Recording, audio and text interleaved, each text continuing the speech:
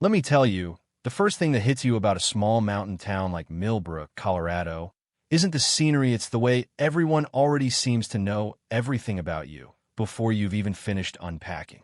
So when I first showed up at Riverside High that crisp October morning, the air biting and sharp, I could practically feel eyes tracking my every step, sizing me up, figuring out what box to shove me into.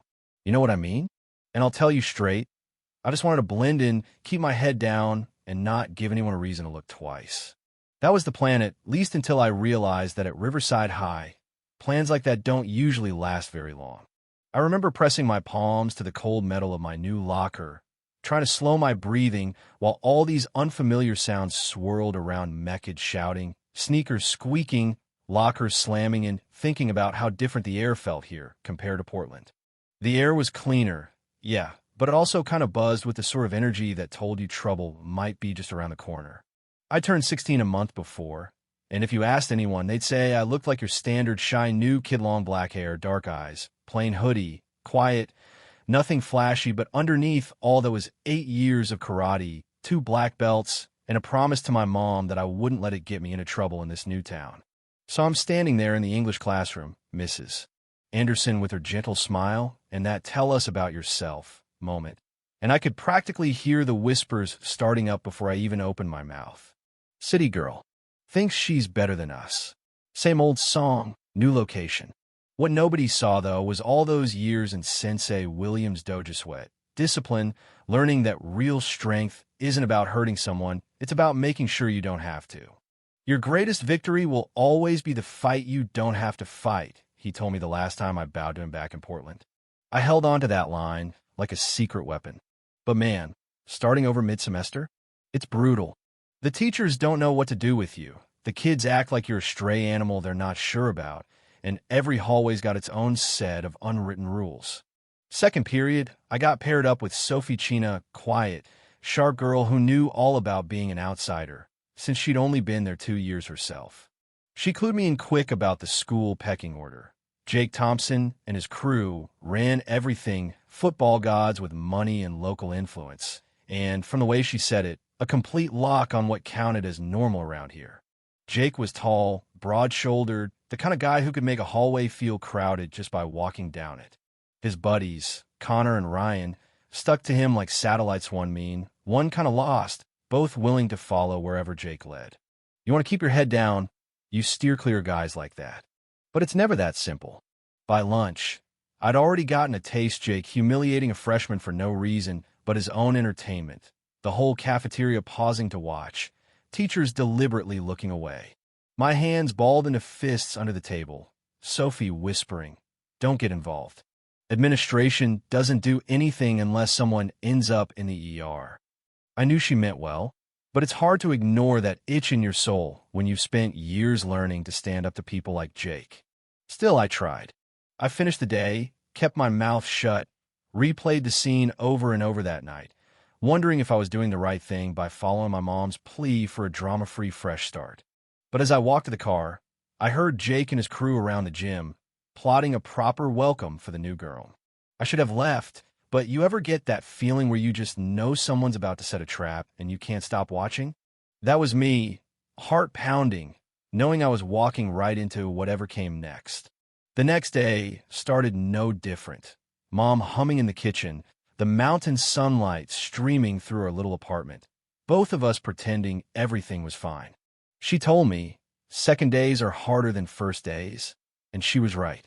By the time I reached my locker, Sophie was there, worried, saying Jake had been asking around about me digging for weaknesses. That's when I realized you can't hide from trouble when trouble decides to come find you. Lunch was where it happened. Connor blocked my way, the cafeteria going quiet as he told me, "Jake wants to talk to you." I kept my voice steady. "I'm good, thanks," but he grabbed my arm. That's when all those years of karate training kicked in. Breathe, assess, act. I twisted my wrist free, smooth as you please, and suddenly the whole place was watching me like I just flipped the social order upside down. "I prefer to eat my lunch in peace," I told him, and sat down with Sophie, acting calmer than I felt. "That was either brave or stupid," she whispered, and I didn't know which. "But Jake?" He wasn't about to let that go. After school, there was a crowd in the courtyard. Jake had cornered that same freshman again, making a spectacle out of it, tearing up his family photo, pushing him to his knees. That's when I stepped in, couldn't stand by any longer. "That's enough," I said, kneeling to help Bobby pick up his things. Jake and his crew laughed, but I put myself between Bobby and them, told him to go home. Connor tried to block his way. I told him, "Your problem's with me now." Jake offered me a deal crawl around the courtyard, show respect, and it'd be over. I shook my head. "I don't think so." When Connor lunged, I let muscle memory take over. Sidestep, hip throw, down he went hard and fast. Ryan tried, more careful, but I slipped his grab, spun him off, and watched him stumble. Jake stared, sizing me up, but I was ready, 8 years worth of ready. The crowd was dead silent, every phone out, every kid in shock. Jake tried to play it cool, but I could see the anger flicker. "Interesting," he said, and walked away.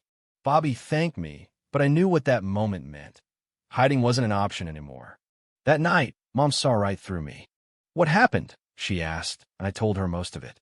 She squeezed my hand, told me, "Promise me you'll tell me if it gets worse." I promised, but also said, "I can't just let them hurt people." She gave me a small smile, proud, scared both. We ate dinner, both of us thinking about what comes next. The rumors exploded the next day. Emma Rodriguez, ninja, took down 3 guys, you name it. Jake wasn't in class all morning, which put everyone on edge. Sophie whispered about Jake maybe bringing his older brother Marcus, who had a reputation as a real enforcer in town. The social pressure was everywhere. Even the senior girls tried to intimidate me in the restroom, warning me not to mess with how things work in Millbrook. But I'd already decided if you let fear rule you, the bullies win every time.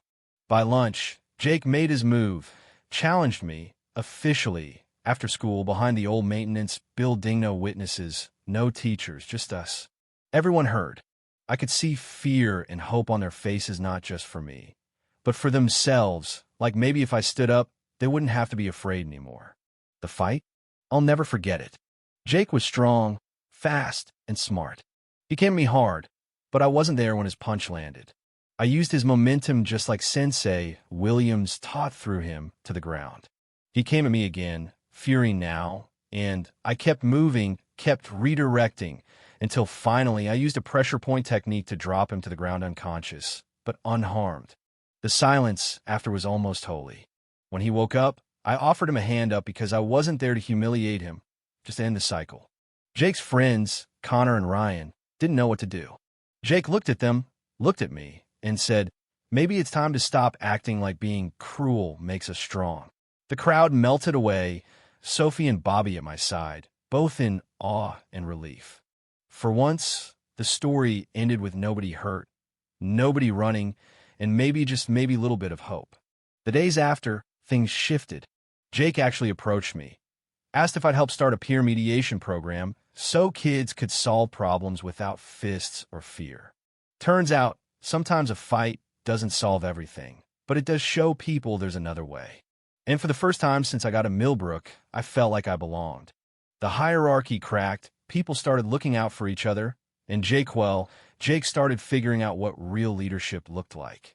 So, you tell me, was I right to step in, or should I have kept my head down? Does standing up to bullies really change anything in the long run, or is it just asking for more trouble? I'd love to hear what you think. Drop a comment, share your story. What would you have done in my place? Let's talk about what it means to really make a difference, right here, right now.